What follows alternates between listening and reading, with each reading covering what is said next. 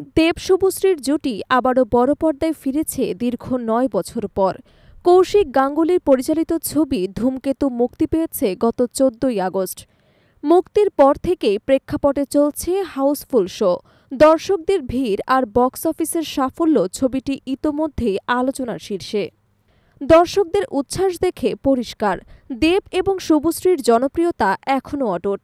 তবে ছবিটি দেখার পর দর্শকদের মনে জেগেছে একটাই প্রশ্ন, অসম্পূর্ণ এই গল্পের দ্বিতীয় ভাগ কবে আসবে? সম্প্রতি ভারতীয় গণমাধ্যমের সাক্ষাৎকারে পরিচালক কৌশিক গাঙ্গুলি এই প্রশ্নের জবাব দিয়েছেন। তিনি বলেন, আমার কাজ ছিল গল্প অসমাপ্ত লেখা, আমি তা লিখে দিয়েছি। অভিনেতা, অভিনেত্রী এবং প্রযোজকদের জানিয়ে দিয়েছি যে গল্পের এখনও শেষ হয়নি। তিনি আরও যোগ করেন, আমার মনে হচ্ছে ধূমকেতু 2 খুবই শিগগিরই মুক্তি পাবে।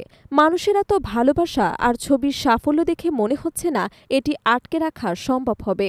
অর্থাৎ দর্শকদের জন্য সুখবর, খুব শিগগিরই আসছে ধূমকেতুর সিকুয়েল।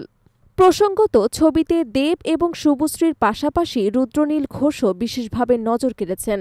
ভানুর বন্ধু তথা পোস্টবাবুর চরিত্রে তার অভিনয় দর্শকদের মনে দাগ কেটেছে।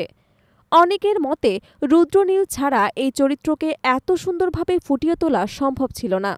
এখন দর্শকদের অপেক্ষা শুধু একটাই, কবে মুক্তি পাবে ধূমকেতু 2?